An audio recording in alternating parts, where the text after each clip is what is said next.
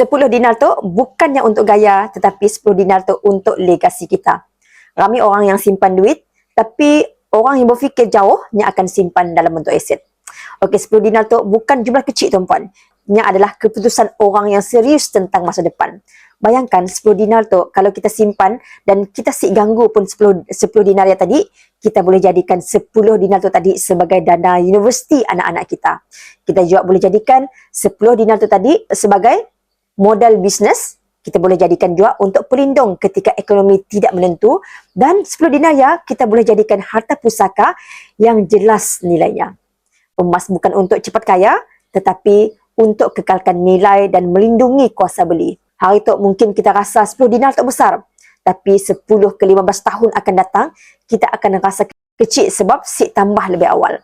Soalnya bukan mampu ataupun sik, soalnya adakah kita benar-benar mau untuk ubah kedudukan kewangan keluarga kita. Kalau serius mau rancang kumpul 10 dinar tu, WhatsApp kami. Kami akan bantu kita untuk susun pelan ikut bajet, bukan ikut emosi. Jadi kita orang yang belum ada akaun simpanan emas Public Gold, nak dapatkan 10 dinar emas macam tu, boleh je kontak kami ataupun tekan butang sign up di bio kami akan bantu kita sebaiknya.